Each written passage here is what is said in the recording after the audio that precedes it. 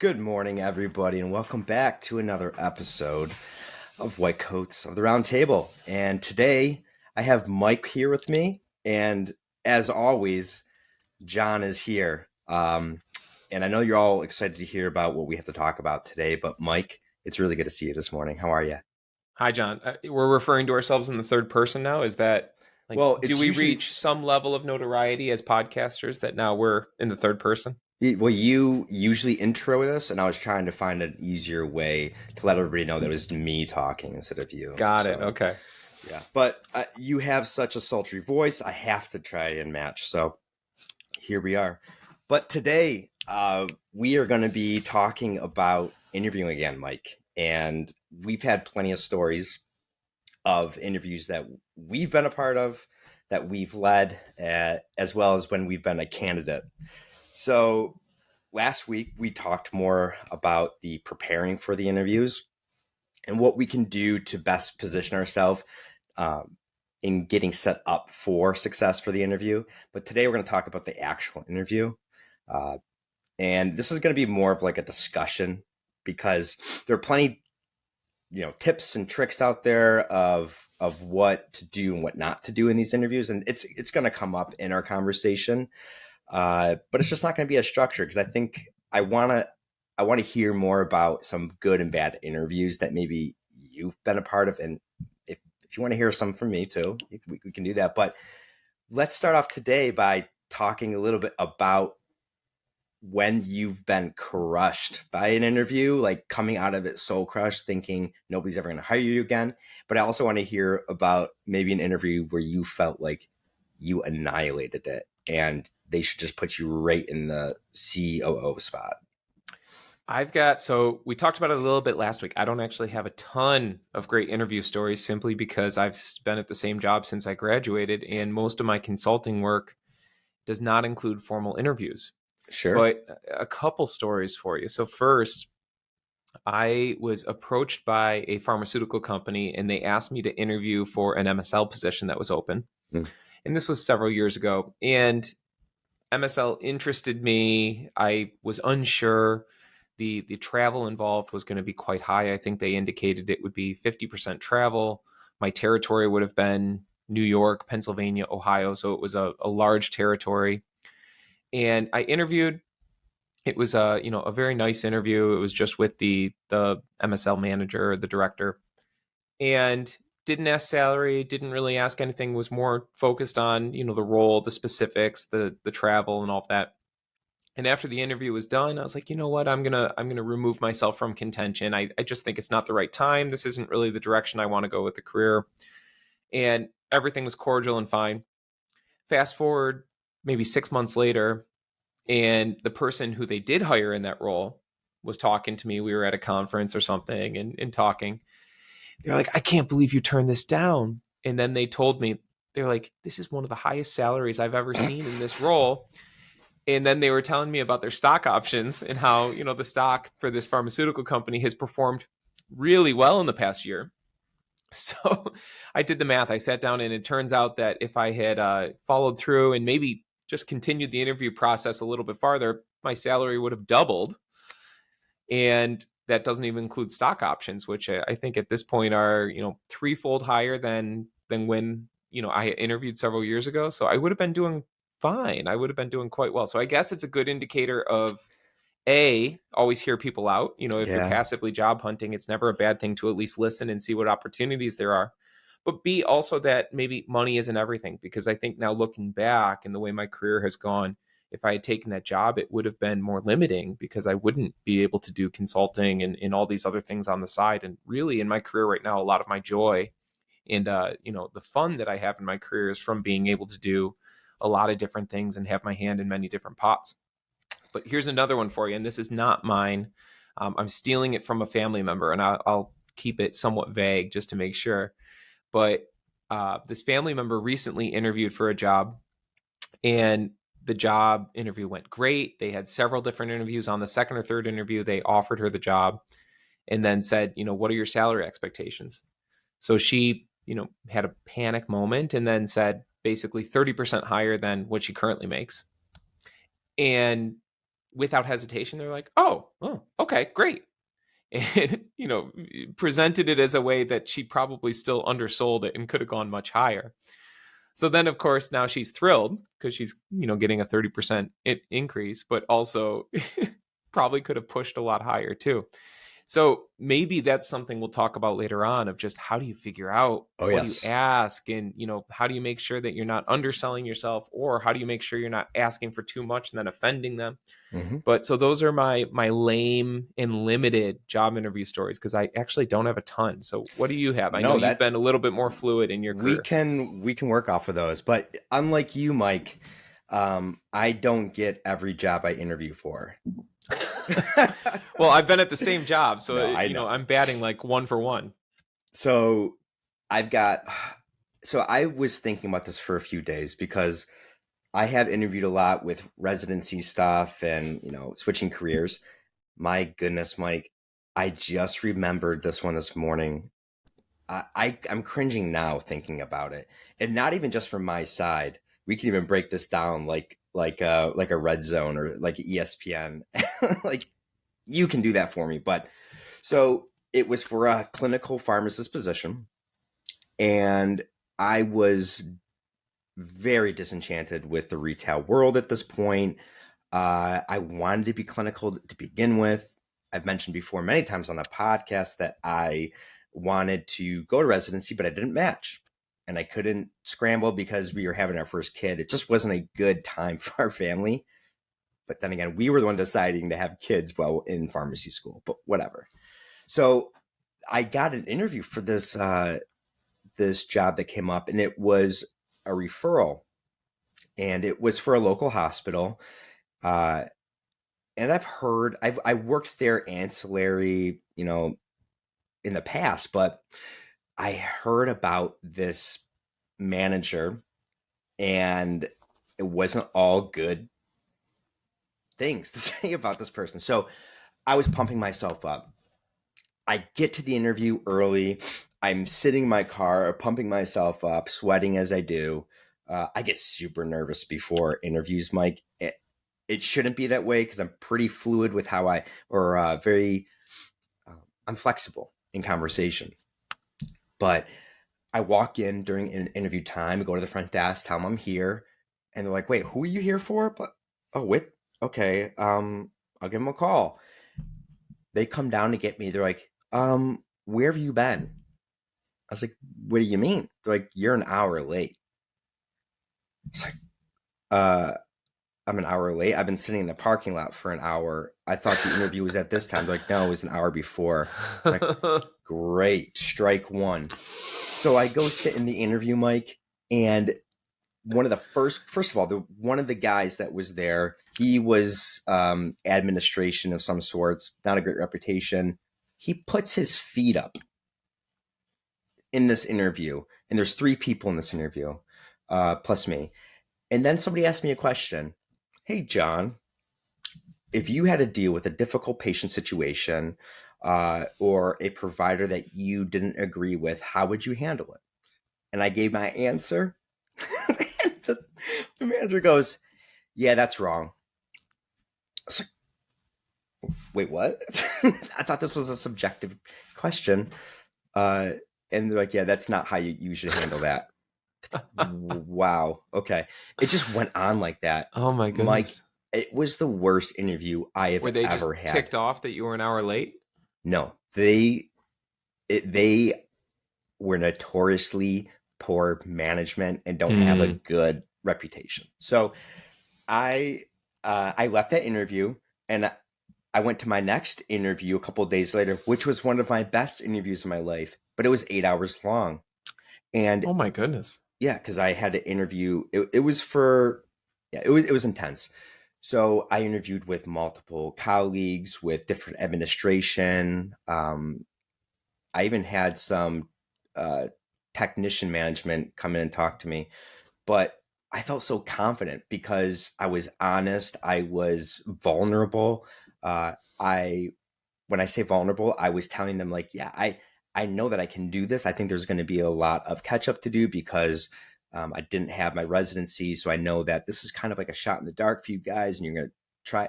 But I was just honest. But personable, great examples, and I was hired. I was actually hired for a position beyond what I went for the position I actually wanted.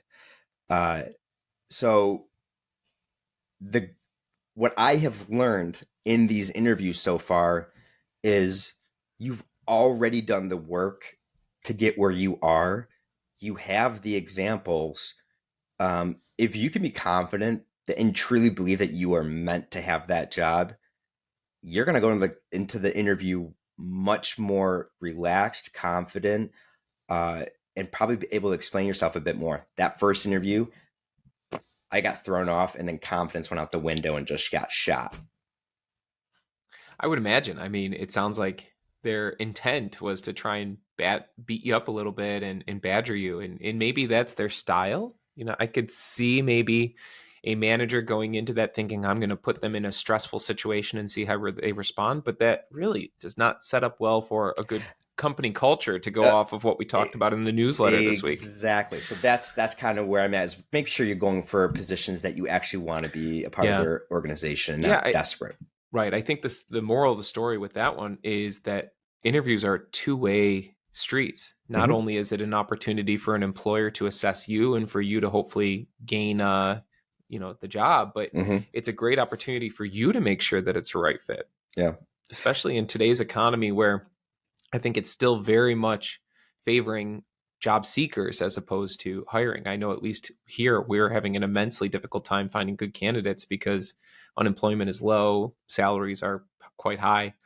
So it's, especially now, maybe in a recession, we have less ability to be picky, but right now it's a good time to be picky. There's a lot of different competition for jobs out there. So I want to talk about the specifics, the questions that we would ask other people, maybe at the organization, or just general interview questions. Because when we finish our interviews, we hyperfixate as well. Think about the questions we've been asked, think about things that we wish we would have. So let's take that time now to talk about those questions. So with the emergence of the virtual interviews versus the in-person interviews, as a candidate, what adjustments should we be making to ensure that we have like that strong presence and that connection during virtual interviews compared to when we had the in-person interviews?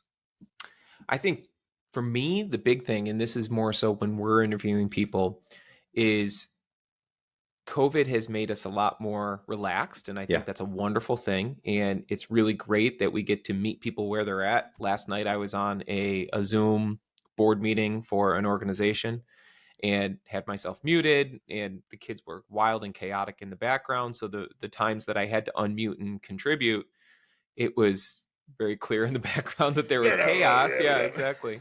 But the trade-off with that is that I was able to do it from home. I didn't have to come to the office, so it did not have as much of an impact on family time as it would have been if I was not able to do that from home. But the flip side to that, especially in a job interview setting, is I think if you're doing a virtual interview, it really is important to think about your setting. You want to do the interview in a quiet place without distraction. I personally, I would not do a job interview at Starbucks, or at a coffee shop where there's going to be a lot of background noise. There's going to be people walking behind you back and forth. Find some place that is quiet. Find some place that is going to be conducive to you focusing.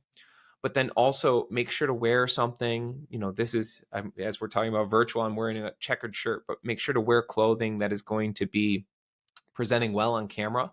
And there's all kinds of articles that you can read, and we'll probably include them in this week's newsletter as we're talking about this.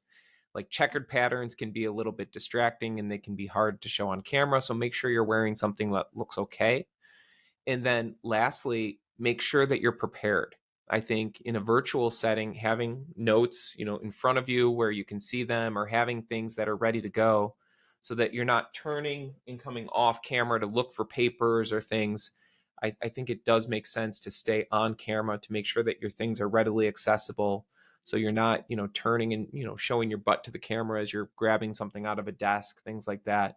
Those are at least the few tips that I would think of off the top of my head of just things that I've noticed when I'm interviewing students or interviewing prospective employees here at our job. I need to redact the checkered comment for the shirt. I believe the term is called gingham Oh, yeah. pattern. Okay. Gingham pattern. Okay. But yes, I've read that you shouldn't wear gingham or Mm. checkered patterns on camera because it Hmm. can be, too much. And even Well, now looking at it, I think the checkered pattern is a lot. well, I'm wearing a Fifth Frame Brewing sweatshirt uh, out of Rochester, New York. But I did want to point out, because if anybody watches these, the visuals or our actual video from these podcasts, I've worn the sweatshirt a lot, guys. It's like my blankie. It's It's your my morning pajamas, yeah. sweatshirt. It's like I throw this on in the morning. I do wash it often though. Okay. So great So, question, John, with that. hmm So obviously we do this podcast in video, and hmm a lot of times we're just doing this with the video, and the video is going to sit in a vault somewhere because we don't always post it. But we have varying degrees of professional dress depending on where we're at. yes. So today you're in a sweatshirt and I'm in a dress shirt. What would you wear for a virtual interview? So the question sometimes comes up, do I care about below the waist? Right?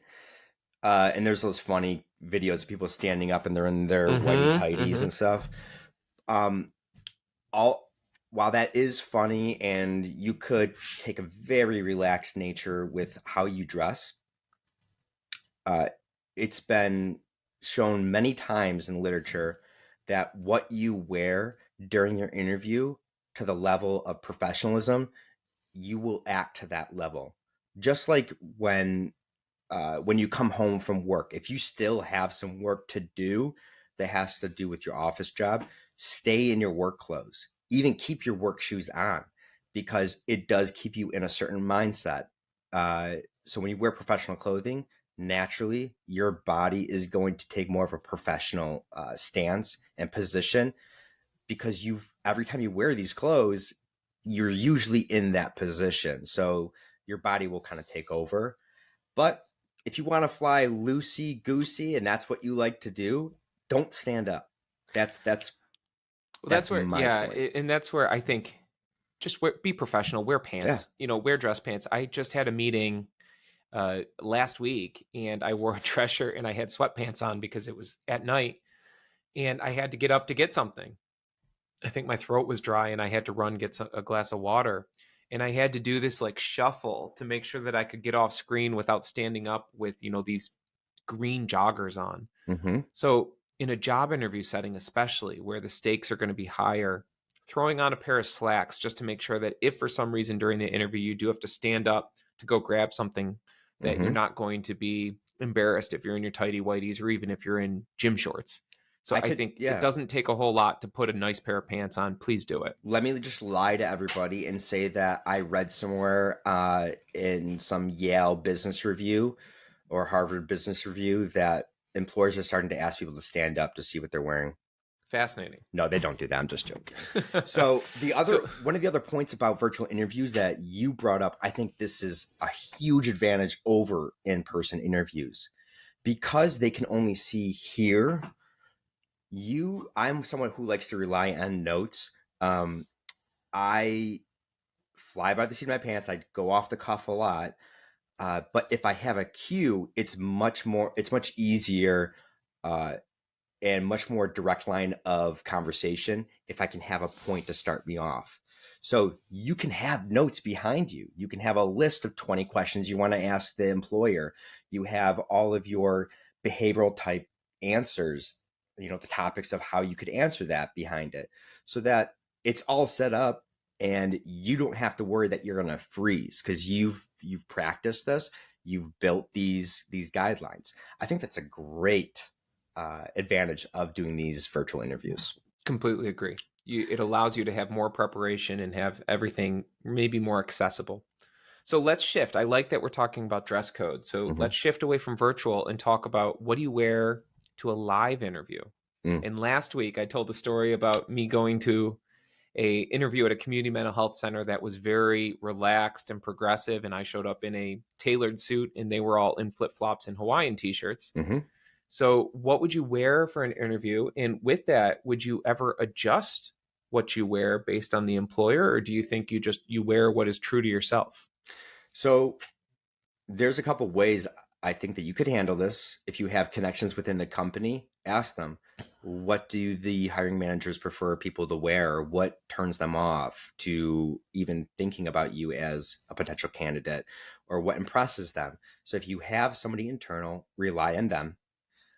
Secondly, most of the time when you're setting up your interviews, you're dealing with an HR or recruiter who doesn't necessarily have say in whether you're hired or not.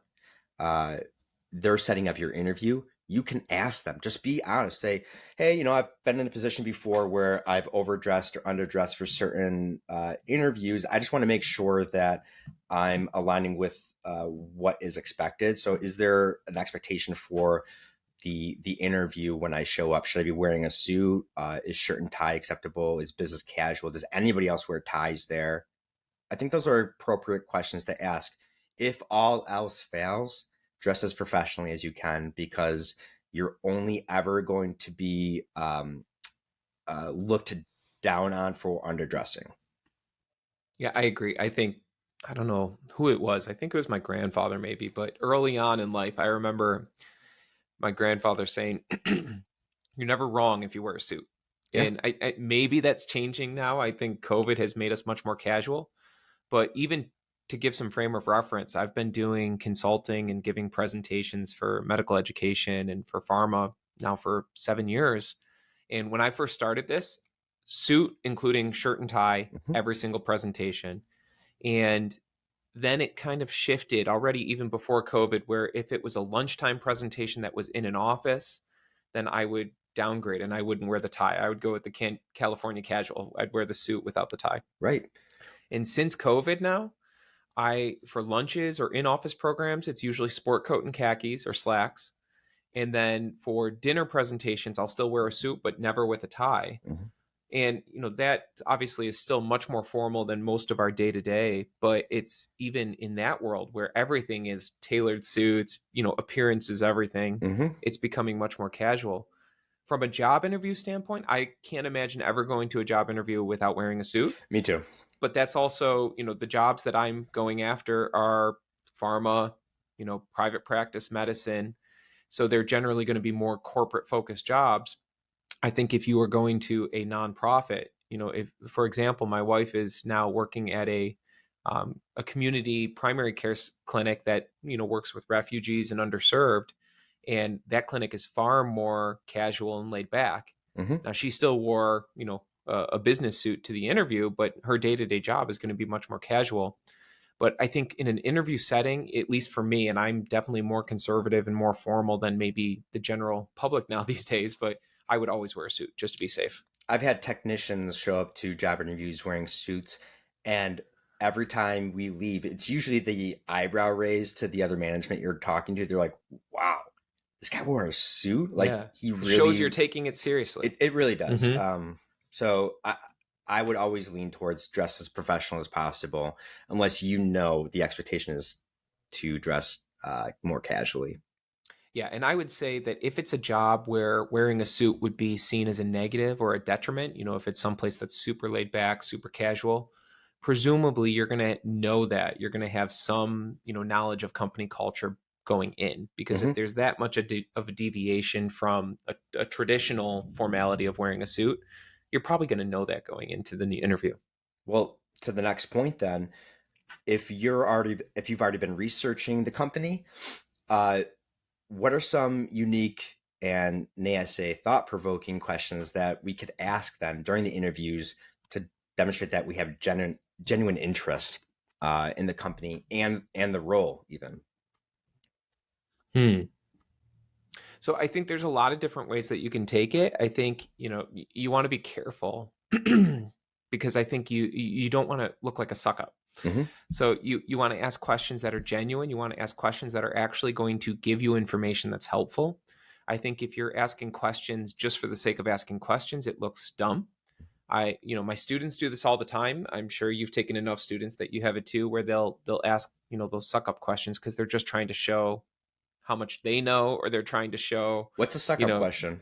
Okay, so we'll use a psychiatry example. So the questions that I don't like are when a student comes in and they'll say either something that shows that they've not put in the work. So if they come in, they say, "Oh, what class of medicine is Celexa?" And it's like, okay, well, you could have figured this out in 0.2 seconds Googling. So either you're lazy or you're asking me this question, not because you legitimately want to know, but because you're trying to show how engaged you are, but it just comes off as unprepared. Or they'll come up, and very often this will happen to me when I'm teaching, not as much when I'm precepting, where a student will come up and they'll have this like really, really complicated question about, a drug or something that you can just sense in the question they don't actually need or care about the answer. They're just trying to look smart. They're just trying to, find some obscure question that they can ask, not because it expands their knowledge base, but rather because they're just trying to demonstrate, they're trying to puff up their feathers and show how smart they are. It's pretty And obvious, right? yeah, right, exactly. Yeah. And from that standpoint, it's more so that the questions don't fit the fact them pursuing an expansion of knowledge. It's just like a one-off, or it's a super nuanced little ridiculous question. It's like if you went to a car dealership and you're looking for a car, and I just bought a hybrid. So if I went to the car dealership and I said, "Well, I've read online that, when the hybrid switches over to the gasoline engine, on average, it does it at 12 miles an hour. Can you confirm that at 12 miles an hour, it switches over? And when it does switch over, is there a loss of efficiency when that occurs?" There's a broader, if I'm trying to expand my knowledge base and I'm asking, hey, what does it look like when it transitions from hybrid to gas? That's a reasonable question. When I say, "I've read that at 12 miles an hour this happens," it's like, okay, now you're just trying to show off. You're trying to show that you're really knowledgeable or learned on this topic, but you come off as pompous. You come off as self-serving. So I know it's a little bit hard because it's hard to give specific examples, but that's the only thing I would be cautious about is in an interview, make sure that the questions you're asking are legitimate questions that help you understand the company, not questions that are just you trying to suck up. Yeah. I've had a psycho question, Mike. I'm not ashamed to admit it. And when an interviewer has to say, like when they look back and they go, I think I'm gonna have to get back to you on that one, and they write it down. If your interviewer is telling you they're gonna get back to you on a question, you have gone outside your bounds, most likely. Like there's probably on the first interview, I think that's correct. Yes, right.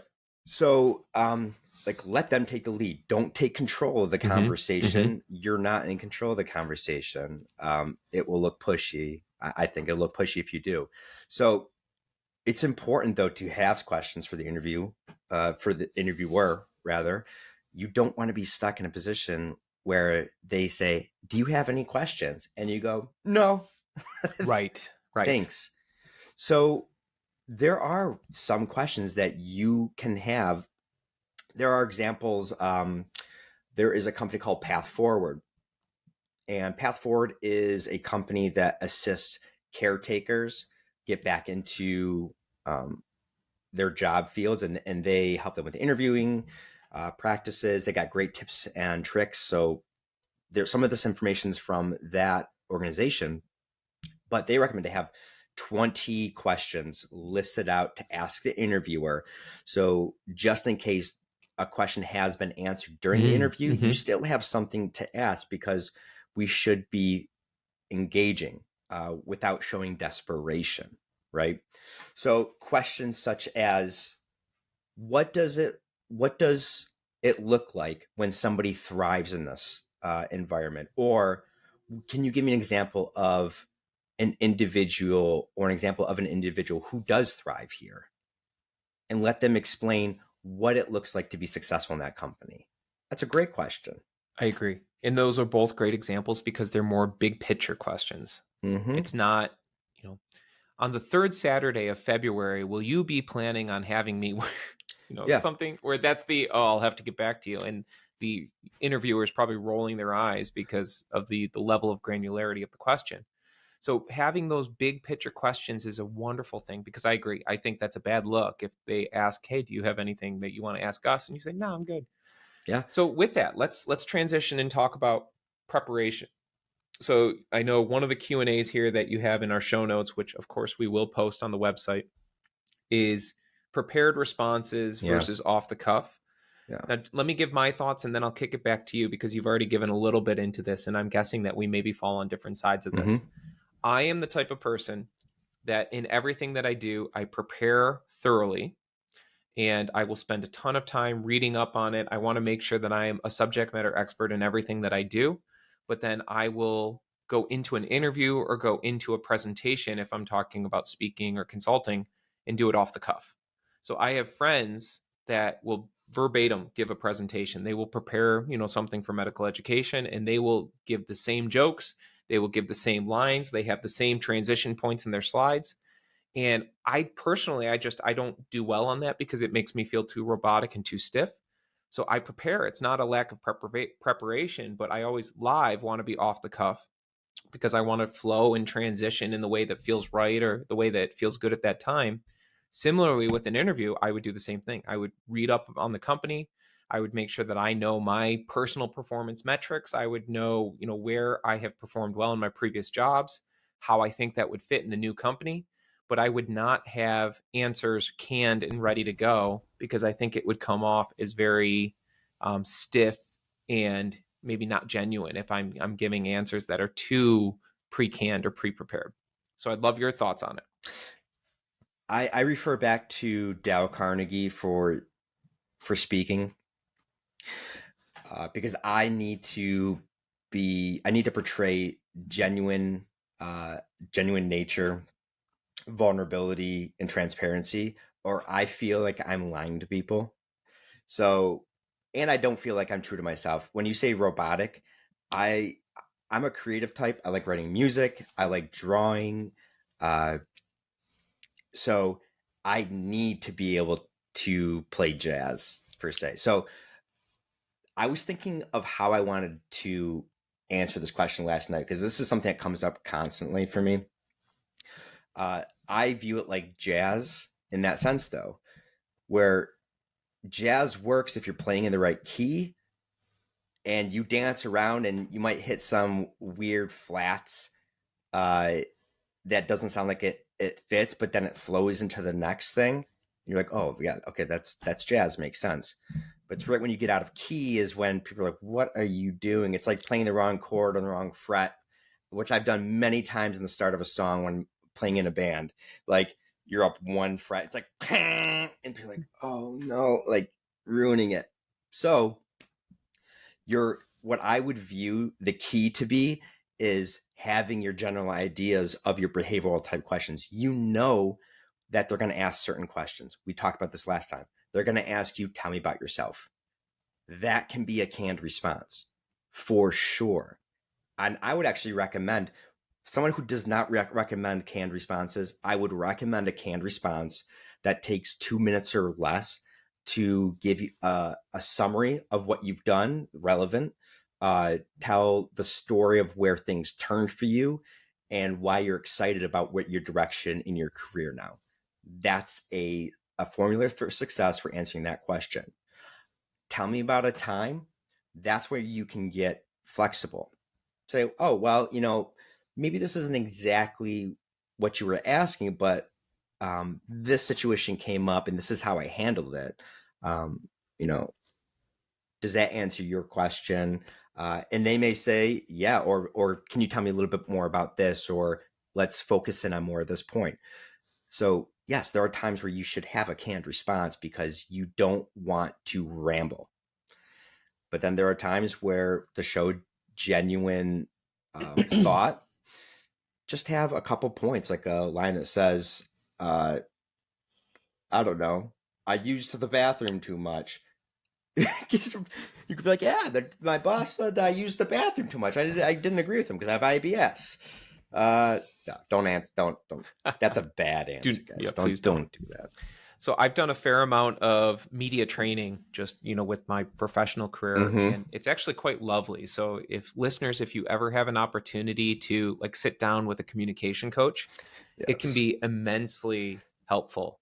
And a lot of times these communication coaches, at least in the healthcare space, when I've done it, it's been, former news anchors or people that have done a lot of media. But one of the things that I consistently always learn from it is they tell us that in an interview setting, you want your answers to be about a minute, because if you go longer than a minute, you're going to lose the audience. They're going to start wandering in their mind. It means you're probably not tight and concise in your response. And ironically, the podcast is actually tough because it is a different format where very often you and I are giving monologues or responses that are longer than a minute, just because the format is going to be different. But in an interview, I think we can think of it very similar to that, where when they're giving you an opportunity to respond, if they're asking you a question, think about trying to keep it to a minute. The other thing that I always like to do is I like to think about having just 2 or 3 key points and not necessarily incorporating all 3 key points in every answer, but making sure that all of my answers at least hit on one of those key 3 points. So if I'm going into a job interview, I may say, okay, going into this, I want to focus on my productivity, so the fact that I'm a highly productive provider in terms of billing and revenue. I want to focus on leadership, that I've had experience leading teams in clinical settings. And I want to focus on whatever else it could be, further development, administrative strengths. So then in my responses, if someone asks me a question, oh, tell me about a time, or, what can you do to do this? In my head, I'm going to try and craft a response that hits on either productivity, leadership, or administrative. And maybe I incorporate more than one, but I'm going to try and keep that response to a minute. And I'm going to try and make sure that it always finishes and pivots back to one of those core themes. And for me personally, that's how it helps me from wandering or becoming too tangential in my responses, because I know that I always have to circle them back to a core theme. And that doesn't mean finishing with, and that's why I'm a good leader, where it feels like an awkward pivot, but rather just making sure that my response is in theme with one of those 3 cores. Star responses. Yeah, truly. Yes. Go back to last week and listen to that. You tell the situation, the task at hand, your action, and the result. If you can keep that formula, you can keep it under a minute and not trail off. They don't want a monologue. They want to get to know you as fast as possible, as fully as possible. But we can still showcase our personality and how we do that. Well, let's talk about enthusiasm then. This is a great point to transition to.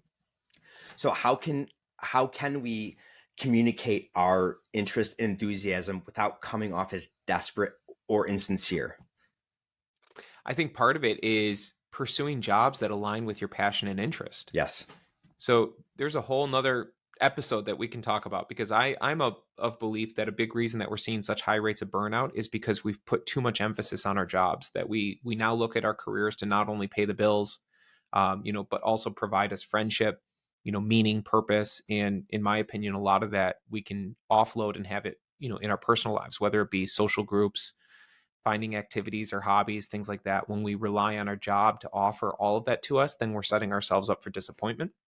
But it really is helpful if you can find a job that you enjoy, a job that really brings you passion. So I think part of it is selecting jobs that are going to be aligning with something that you really are excited about. I think it's going to be hard if you hate, sitting in a cubicle, to pursue an administrative job where you're just going to be looking at spreadsheets or crunching numbers.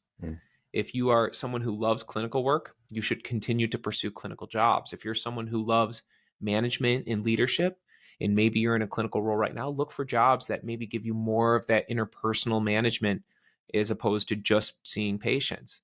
But beyond that, I think it's also important to just demonstrate enthusiasm by being knowledgeable. I think a lot of times you can show that you're enthusiastic by simply showing that you really are a subject matter expert in your area of expertise. If I'm talking about psychiatric care of patients, I'm going to come off as enthusiastic because it's something that I've dedicated my career to. And my hope is that anyone that I talk to about ketamine is going to see that as something that I really have a passion for, because I have a very high level of knowledge regarding that subject. Enthusiasm does not equal excitedness. I know about this thing and I'm excited about it. I'm looking forward to where we go with this product. I completely agree. Yeah. I think I've had so many conversations, and this is something where even it's not in a formal interview setting, when I'm trying to pitch for consulting work or things like that. And I can, say, hey, this meta-analysis that came out last year is just so seminal. And I really think that it's a cornerstone of messaging for this product. It's showing that you've done the work. It's showing that you're interested and passionate about the product, and that you have a knowledge base on it that exudes or represents enthusiasm. Let's transition to, I want to hear your thoughts on what's in it for me. Yes. And I know we're bumping up. We always want to make sure that we're being somewhat aware of time. But I'd love to get your thoughts on when is the right time to discuss salary, benefits, and negotiables. What's in it for me? When do we ask the questions about salary, benefits, PTO, or what we'll call the negotiables? The biggest question I think everybody asks is, how do we bring up salary? Or what if the management brings up salary first? How do we handle it? What I've played around with this in many different interviews, and what I found to be the best advice was, instead of starting off the conversation with salary, if they bring it up, it's completely fine and polite to say, I was hoping, well, I would like to actually discuss the role a bit more, the responsibilities, what's expected of me before I can convey how much salary I believe that I should ask for this. So I think that's a great way to approach it. It's respectful. It's not underpricing or overpricing yourself. You're finding out what their range is and seeing if you fit within that. And maybe you don't, and it's okay to part at that point. Or you can wait for, this is where we need to transition to what's in it for me. Most of those other questions should start coming once they've presented an offer to you, because the interview, especially the first interview, is a collection of data for the interviewer. It is for you as well, of course, because you want some of your questions answered, but those negotiables can wait till after you've showed them how awesome you are and how you are the person for the position. Yeah, I think my 2 cents on it would be that if you're a new grad or if you're relatively early in your career, you want to lean heavily on salary data. Like, for example, for PA, the American Academy of PAs every year puts out a salary report that not only talks about average salary, but also average PTO, average CME. It gives a lot of those things. If you're newer, I think it's not a bad thing to fall back on that data. And if there's a salary discussion in the interview, if they say, oh, what's your expectation? You can just say, well, according to the AAPA salary guideline, the median is this. I'm hoping to be, right around the median.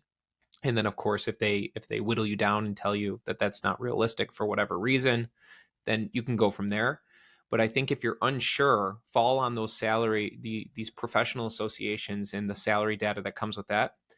If you're more established in your career, for example, for me, if I were to be looking for a new job, I know exactly what I would be looking for pay-wise, because I've been doing this for a while. I know what my revenue generation looks like. I know what my current percentage of revenue that I take home as compensation is. And I would have a very strict criteria. If, for example, my salary expectations would be driven by how much level of administrative support I get. So if I am looking at a job that has a very high level of administrative support, that means that I can see a higher volume of patients, generate more revenue, and I would accept or expect a lower percentage of my revenue as compensation. If it's going to be a lower level of administrative support, some psych offices don't even have secretaries. It's just the provider and the patient. Yeah. And I would expect a much higher level of my revenue generation. And that's not necessarily just for people that are on a productivity-based model. Even if your salary, I think it's reasonable to look at total compensation versus productivity. Obviously, if you're a provider, that's easier to do because you're generating specific billable codes. But you can even think about that if you are a healthcare professional that's not a billable or a billing profession, because I think there's still an opportunity to say, okay, well, this is what I'm making. This is what I would expect based on the level of support or level of my role in the job. Okay, so is it fair to say your answer can be more aligned with when you're staying in the same industry or career path line, where my answer would be more beneficial for somebody who might be transitioning to a new career space? I totally agree. Okay. Yeah, I think once you're more established, you have more of an understanding of where you should be and how you should be compensated for it. If you're moving to a new industry, it's very similar to a situation where you are a new grad or you have less experience, where then you may have to fall back on that objective data or that third-party data because A, your value in that new industry may be less, so you have less negotiating power, and B, Yeah. your experience or understanding of what is appropriate comp may not be there as well. Mike, I want to transition to our last question. Are thank you notes even still a thing? Yes. And here's how I would do it. LinkedIn. Mm. So I would do it on LinkedIn, and I do this all the time. If I am on a meeting, a virtual meeting with, other healthcare professionals, I will always try and make note to connect with them on LinkedIn and then just send them a brief note and just say, hey, great chatting with you tonight, or it was so great to connect with you virtually. Nothing, no ask, nothing beyond that, but I just make sure that I'm expanding my LinkedIn network. Mm-hmm. And I think that's the modern thank you note. Is Mm-hmm. I can just send this little thing that shows my intentionality. It shows that I'm thinking of them. It shows that I'm reaching out and making that extra effort to show my appreciation for their participation. And I think that really goes a long way. If I had someone that I interviewed here at the job and they sent me a actual real thank you card in the mail, I would be floored and really impressed. Yep. And even within that, so I save, just to show how impactful it can be.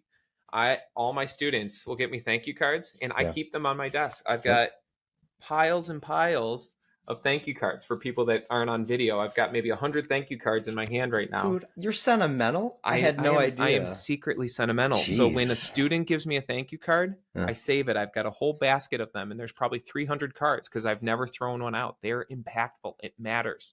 So take the time. It takes 5 minutes to do it. It's a 45-cent stamp. It's worth it. Yeah, I would agree with you.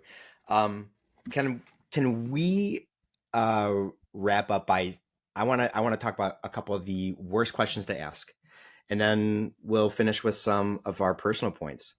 So when we talk about salary and expectations, don't ask how much does this position pay or how many vacations do I get per year.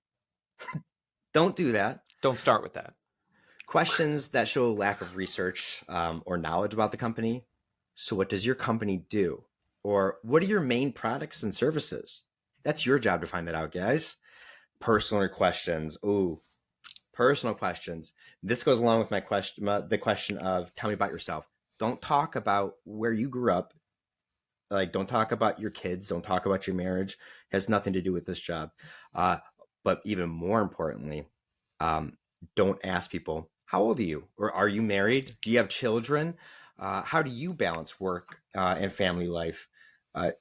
Those are very personal questions that you can find the answer to what you're asking by not approaching that interviewer like this.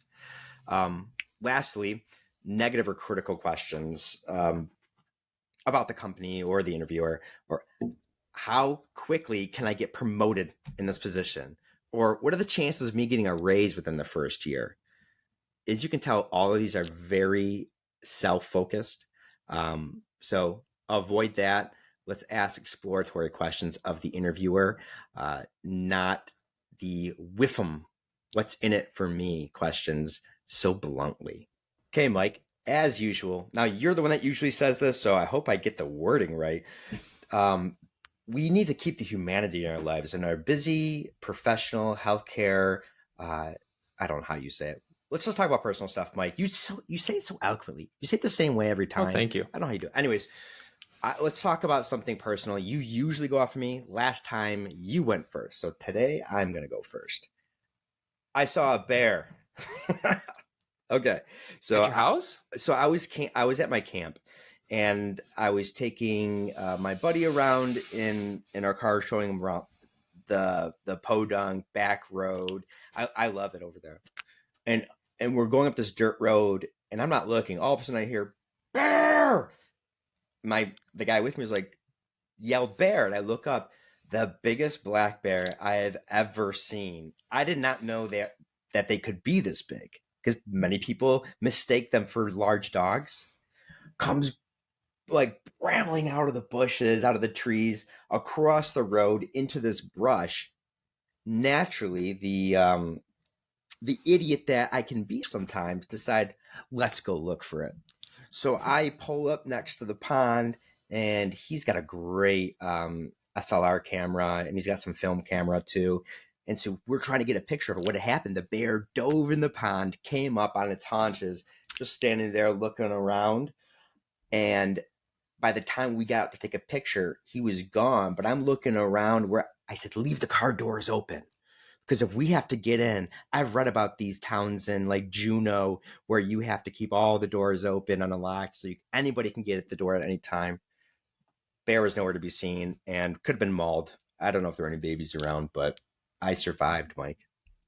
Fantastic. Yeah, the black bears at times can be a little bit more aggressive, I believe, right? Yeah, yeah. Especially with the babies, but this was the biggest Right. black bear. I'm telling How you. fun. Man. Yeah. That's awesome. Yeah, I think I want my personal item to be an ode to summer. So my kids are in their last week of school, and the week that we're recording this, it's actually the day after Juneteenth. So they had off yesterday, and even though they have 2 more days of school left, totally in summer break mode, and it's just lovely.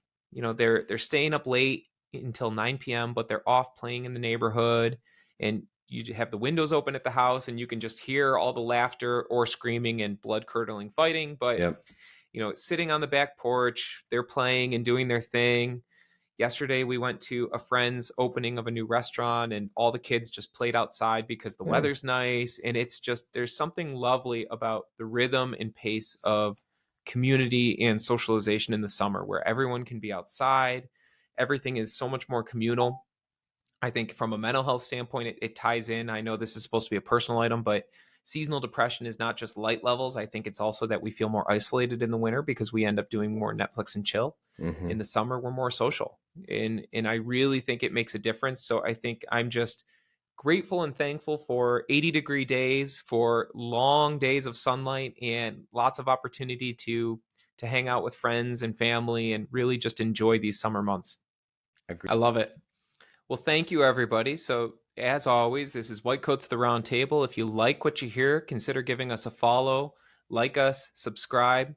If you really like what you hear, give us a review. If you don't like what you hear, definitely don't review us. Until next week, this is Mike and John. Have a great week, everybody.